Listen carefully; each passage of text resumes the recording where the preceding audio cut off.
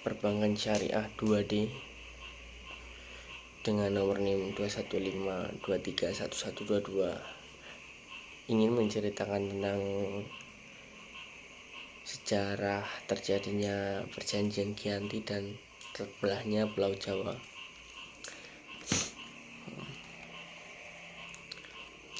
Perjanjian Giyanti adalah perjanjian antar VOC dan Kerajaan Mataram yang ditandatangani pada 13 Februari 1755. Perjanjian Giyanti dikenal dengan juga siasat VOC dengan memecah belah Kerajaan Mataram.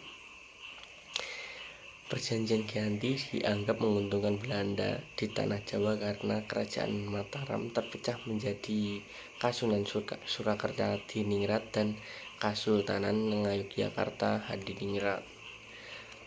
Sejarah perjanjian Giyanti bermula dari konflik yang terjadi di Kerajaan Mataram.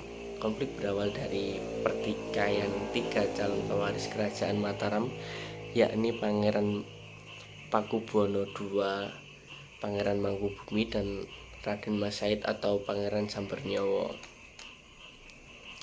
Dalam silsilahnya, Pangeran Pakubuwono dan Mangkubumi adalah anak dari Hamengkurat keempat, penguasa Mataram pada 1919 sampai 1926, sedangkan Raden Mas Said merupakan cucu dari Hamengkurat IV.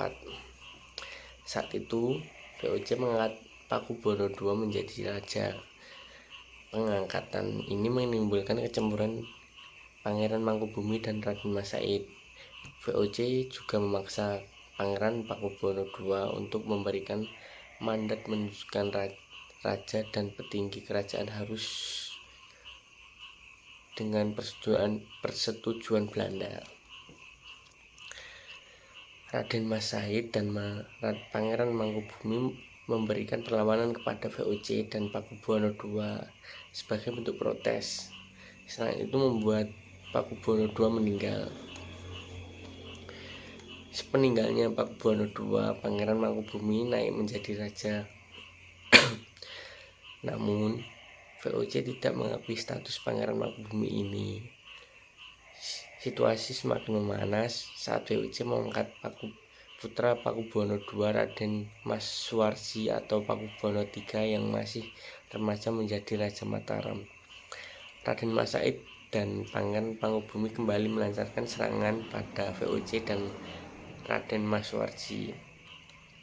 Untuk meredam serangan itu, VOC menjalankan siasat licik dengan memecah belah Raden Mas Said dan Pangeran Mangkubumi.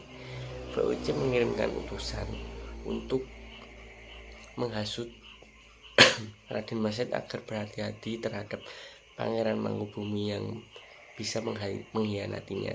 Di sisi lain, VOC juga mengirim utusan ke Pangeran Mangkubumi. VOC membujuk Mangkubumi dengan menjanjikan setengah wilayah kekuasaan Mataram yang dipegang Raden Mas Suwarsi.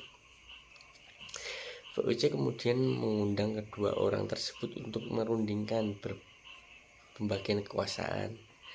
Perundingan ini terjadi pada 23 September 1954, membahas pembagian wilayah kekuasaan Mataram yang digelar dan akan digunakan dengan kerjasama VOC dengan Kesultanan dan sebagainya. Hasil pertemuan itu kemudian dituangkan dalam perjanjian Giyanti ditandatangani pada tahun 1755 pada 13 Februari dan dilakukan oleh 3 pihak, yakni pemerintah Hindia Belanda atau VOC oleh Nicholas Hartig, Kasunan Surakarta oleh Pangeran Pakubuwono III, dan Kasultanan Ngayogyakarta oleh Pangeran Mangkubumi. Isi perjanjian Giyanti antara lain: 1. Pangeran Mangkubumi diangkat sebagai Sultan Hamengkubuwono dengan separuh kekuasaan Kerajaan Mataram. Hak kekuasaan itu diberikan oleh atau diwariskan secara temurun-temurun. 2.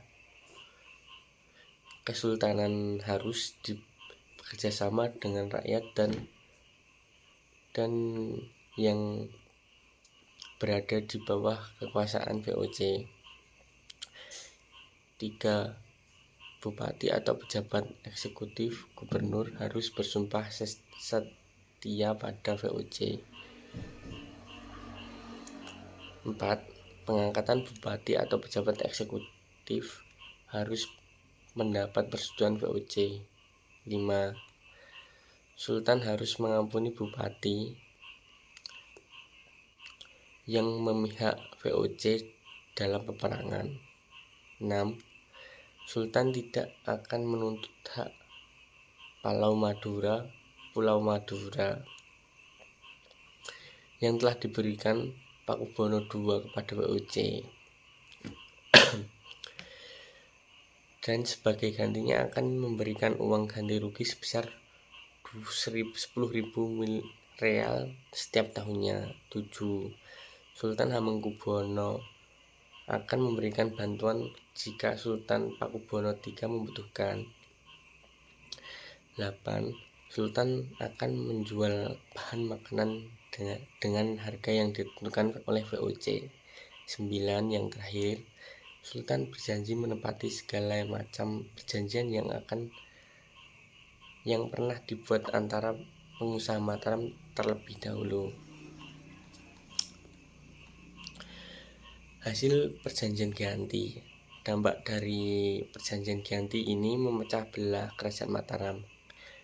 Kerajaan Mataram terbagi menjadi dua, yakni Kesultanan Ngayogyakarta Hadiningrat dan Kesultanan Surakarta Hadiningrat. Mimpi Kerajaan Mataram yang ingin menyatukan seluruh kerajaan di tanah Jawa pun tak terwujud karena penjajah. Sekian. Wassalamualaikum warahmatullahi wabarakatuh.